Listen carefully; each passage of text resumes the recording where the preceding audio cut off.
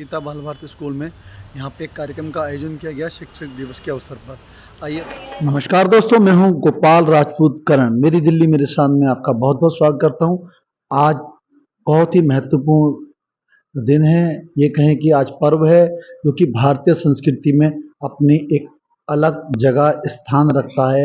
हमारे साथ इस वक्त हैं गीता बाल भारती में रविंद्र शर्मा जी, जो कि हिंदू शिक्षा समिति न्यास के मंत्री हैं। गीता बाल भारती स्कूल के अंदर अक्सर ये जिम्मेदारियां निभाते हैं और इस अवसर पर आज ये पहुंचे हुए हैं।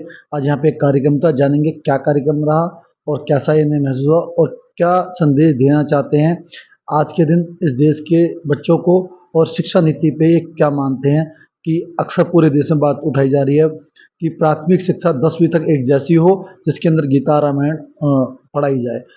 क्या विचार हैं इनके इस मुद्दे पे, आज बात करते हैं। सर, आपका मेरी दिल्ली मेरे से बहुत बहुत स्वागत है। सबसे पहले तो आपको लोग एक गुरु के रूप में जानते हैं या गुरु के रूप में पहचानते हैं, और इसके लिए आपको आज शिक्षक दिवस की बहुत बहुत शुभकामनाएं। तो हम शुरू करते हैं। आज का पहला ये कार्यक्रम कैसा रहा, क्या विशेष था? आज पूरे भारतवर्ष में जैसे 5 सितंबर को शिक्षक दिवस के रूप में मनाया जाता है, तो हमारे यहाँ भी गीता बाल भारती में ये कार्यक्रम था। ऐसे हमारे और 5 स्कूल भी हैं, हिंदू शिक्षा समिति न्यास के तत्वाधान में चलते हैं। एक भजनपुरा में है, एक खजूरी में है, झिलमिल में है, एक लक्ष्मी नगर है, एक गांधीनगर है और एक ये विद्यालय जिसमें मैं इसमें उपस्थित हूँ। इन सब में ही ये कार्यक्रम हुए, तो मेरे को अवसर मिला कि मैं गीता बाल भारती वाले स्कूल के अंदर उनके बीच में रहूं, तो बहुत अच्छा कार्यक्रम हुआ, प्रेरणास्पद था और सबने मिलजुल करके बहुत अच्छे ढंग से राष्ट्र जीवन में हमारा क्या योगदान हो सकता है शिक्षक का, उसके ऊपर चर्चाएं की और अपनी कुछ उपलब्धियों के ऊपर चर्चा की।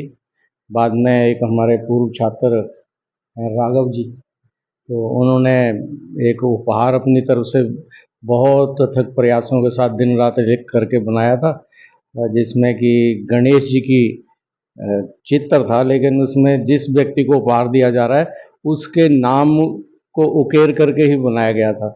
वो अपने आप में एक अद्वितीय था। वो बहुत अच्छा लगा सबको। कार्यक्रम सब मिला करके बड़ा सफल कार्यक्रम रहा। किसी भी राष्ट्र की जो पहचान होती है सर, उसकी संस्कृति से होती है। भारतीय संस्कृति सनातन संस्कृति है और सदियों से हम लोग विश्व गुरु इसलिए माने जाते थे कि हमारी शिक्षा पद्धति ऐसी थी। हम अपनी संस्कृति की शिक्षा देते थे। गुरुकुल का एक उस टाइम एक व्यवस्था थी शिक्षा देने की। लेकिन आज क्या हो रहा है कि हमारी शिक्षा पद्धति को बदला जा रहा है, जिसमें कि बच्चे जो हैं हमारी संस्कृति से जुड़ना नहीं चाह रहे या नहीं जुड़ पा रहे किसी कारण से। तो पूरे देश में आज आवाज़ उठाई जा रही है कि जो हमारे देश की मूल संस्कृति है, बच्चों को शुरू में उन्हें पढ़ाया जाए, बाद में वो किसी भी क्षेत्र में जाएं।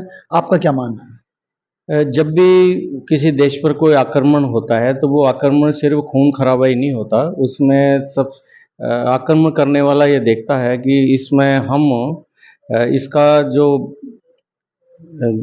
दमन के इस तरह से करें कि इसके जो सबसे मजबूत स्तंभ है उसको पहले गिराया जाए। तो हमारी भारतीय संस्कृति में जो शिक्षा पद्धति है वो सबसे बड़ा स्तंभ था। उसकी बड़ी हानि हुई कि उन्होंने हमारी पुस्तकों को हमारे को नष्ट किया, हमारे बहुत बड़े बड़े पुस्तकालय नष्ट किए। बहुत जो विद्वान शिक्षक थे उनको मृत्यु के फरमान सुनाए, उनकी हत्या की गई। और गुरुकुल पद्धति जब उस समय कहते हैं 2.5 लाख जो गुरुकुल थे इस देश के अंदर, उनको एक एक करके नष्ट किया। मैकाले और मैक्स मुलर जो इस देश के अंदर आए, उन्होंने इसका जिम्मा लिया कि भी ये काम हम करेंगे, यानी कि जो संस्कार पद्धति है उसको सामूल नष्ट कर देना। फिर उसके बाद में हमें इस देश को गुलाम बनाने में आसानी रहेगी। वो अपना सह का मैं हूँ, मैं भी कुछ कर सकता हूँ, ये उनके अंदर स्वाभिमान का भाव ही मिट जाएगा। तो फिर वो कभी आवाज़ नहीं उठाएंगे, वो अपने आप को गुलाम स्वीकार कर लेंगे। इस तरह से उन्होंने कोशिश की और काफ़ी हद तक वो सफल हुए, लेकिन काफ़ी हद तक सफल हुए। ऐसा नहीं है कि भारतवर्ष के मनीषियों ने ये प्रयास करना बंद कर दिए। हार और जीत तब होती है जब हारने वाला व्यक्ति प्रयास बंद कर देता है। तो प्रयास बंद नहीं हुए तो संघर्षशील रहे, संघर्षशीलता में जब हमें अब अवसर मिला तो विद्या भारती अखिल भारतीय शिक्षा संस्थान एक विश्व का सबसे बड़ा संस्थान बन गया, जो राष्ट्रीय स्वयंसेवक संघ की स्वयंसेवकों ने वहाँ से प्रेरणा लेकर के वो बड़े छोटे से स्तर पर गोरखपुर में शुरू किया था, एक 2 कमरों के स्कूल के साथ। और अब लगे पूरे भारतवर्ष में जितने भी शिशु मंदिर आपको दिखते हैं वो विद्या भारती के अंतर्गत चलते हैं। हम हिंदू शिक्षा समिति न्यास जो है, इसके लोग भी सब उसी से प्रेरणा लेकर के उसके साथ तालमेल बिठा करके हम भी उसी शिक्षा और संस्कार पद्धति के अंदर लगे हुए हैं। ये स्कूल सिर्फ इतना ही नहीं करते हैं कि सिर्फ उन्हीं को ही स्कूल चलाना है। भारत के अंदर वो परिवर्तन लाना है कि जो हम अपनी सदियों में गुलामी के बाद में हम जो खो गए, जो हम खो चुके हैं, उसे दोबारा प्राप्त करना है। तो इसके लिए हम प्रयासरत हैं। सर, एक बात मैं आपकी काट रहा हूँ, दिक्कत यहाँ आ रही है, जो मशीनरी जो स्कूल हैं आजकल, वो कहते हैं आप क्रिश्चियन बनिए, उनकी फीस भी माफ़ की जाती है। हिंदू आजकल होड़ में लगा हुआ है कि उन स्कूलों में जिस इंग्लिश बोली जाती है और उन स्कूलों के अंदर मॉडर्न बनाया जाता है। मॉडर्न का मतलब वो अपनी संस्कृति से बात है, पर बच्चा हमसे दूर भी जा रहा है। और हमारे यहाँ ये होड़ कैसे कम होगी? हम अपनी क्षमता से ज़्यादा वहाँ फीस दे के भी बच्चों को भेजना अच्छा मानते हैं। ये संघर्ष काल है, ऐसा वो बहुत प्रयास कर रहे हैं, तो हम भी चुप होकर के तो बैठे नहीं हैं, हम भी प्रयास कर रहे हैं। हम जिस स्तर को हम प्राप्त कर चुके हैं उस पर आज से 50 वर्ष पहले लोग विश्वास भी नहीं करते थे कि हम यहाँ पहुँचेंगे, और हमारी गति उनसे ज़्यादा ही तेज़ है।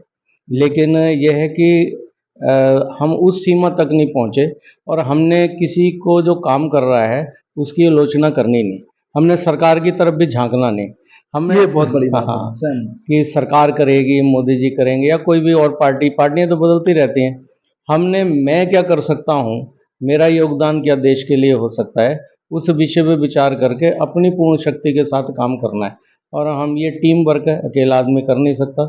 तो बहुत बड़ी टीम घर से निकलते हैं, बहुत यहाँ पर हमारे पास कई हज़ार लोग ऐसे हैं जो वेतन भी नहीं लेते हैं, जो सिर्फ अपने लक्ष्य की प्राप्ति के लिए अपने समय के भी दान देते हैं, और यदि उनके पास धन है तो धन का भी दान देते हैं। और वो जिनके पास समय है, जिनके पास ये आगे पठन पाठन की कला है, उसके अंदर निपुण है, तो वो कई लोग काम करते हैं। हम ऐसे भी है, स्कूल के साथ कुछ संस्कार केंद्र जोड़े हुए हैं। उन संस्कार केंद्रों में छोटे बालक, उनको संस्कार देने की योजना के तहत वो 1-1 घंटे के हैं, बच्चे अलग अलग स्कूलों में जाते हैं, लेकिन उन संस्कार केंद्रों में भी आते हैं। ज़्यादातर वो संस्कार केंद्र जो मलिन बस्ती हैं, इस तरह की जो कि पिछड़ गया है समाज, उन बस्तियों के अंदर खोले गए हैं। उनको उसमें जहाँ की जो मर्म अंग होता है समाज का, वहीं पर चोट होती है, तो मर्म अंग वही है। तो उनको थोड़ा सा धन देंगे तो लोगों में आकर के धर्मांतरण भी कर सकते हैं। सर, एक बात और, अपने धर्मांतरण की बात की, बहुत बड़ी बात कही, लेकिन हम रिप्लेस भी नहीं कर रहा है। अब भारत की हिंदू जनसंख्या घट रही है। पहले 2 लोग व्यक्ति मिलके, एक महिला एक पुरुष मिलके कम से कम 4 बच्चे पैदा करते थे। अभी जो रेशो आ रहा है, 2 व्यक्ति मिलके 1 बच्चा भी पैदा नहीं कर पा रहे हैं।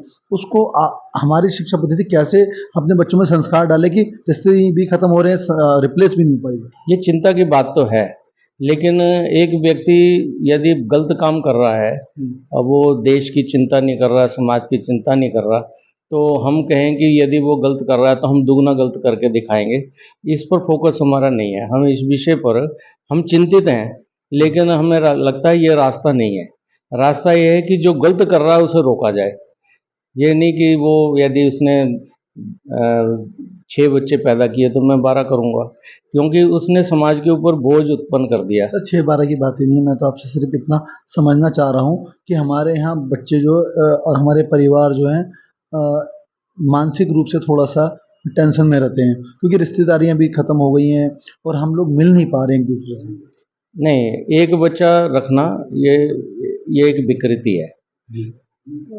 लेकिन या तो जीवन किसी उद्देश्य के लिए समर्पित हो, आदमी विवाह भी ना कराए तो भी चलेगा, क्योंकि उसके जीवन का अलग उद्देश्य है कि समाज के अंदर कुछ बड़ा काम करना है, तो उसके लिए मैं परिवार के बंधनों से मुक्त होकर ज़्यादा अच्छा कर सकूँगा। लेकिन यदि कोई व्यक्ति परिवार में रह करके करना चाहता है, तो इसको इतना विचार तो करना चाहिए कि ताऊ चाचा मामा फूफा बुआ ये रिश्ते ख़त्म हो जाएंगे एक बच्चा रखने से। तो ये इस पर तो थोड़ा एजुकेशन होनी चाहिए कि कम से कम 2 बच्चे तो हों, चाहे दोनों लड़कियां हों। ज़्यादातर ऐसे परिवार ऐसे हैं, जैसे कि एक पारसी समाज है हमारे यहाँ, वो लगभग ख़त्म सा ही होता जा रहा है धीरे-धीरे, उनकी संख्या कम हो रही है। अभी जैन मुनि ने खुद कहा कि जैन समाज सिर्फ 100 साल का समाज रह गया। मुझे धक्का लगा, लेकिन जब मैंने उस चीज़ में गहराई में गया तो उनकी बात का कहीं न कहीं तथ्यपूर्ण बात थी। हाँ, वो भी चिंतन है, जो हमारा साधु समाज है, जो कि बिल्कुल घर से विरक्त होकर के वो ने सामाजिक उत्थान के लिए काम कर रहा है, वो भी समाज की इस दशा से तो बहुत चिंतित है। और वो चाहे उन्होंने संन्यास लिया, लेकिन वो सामाजिक व्यवस्था, सामाजिक बिगड़े हुए ढांचे को सुधारने के अंदर उनकी ये भूमिका ही तो हो सकती है कि वो सलाह दें। और सलाह का मानना ना मानना तो समाज के हाथ में है। तो वो जो उनकी मानते हैं वो अपनी सलाह देते हैं, और वो सलाह बुरी नहीं है, ठीक है।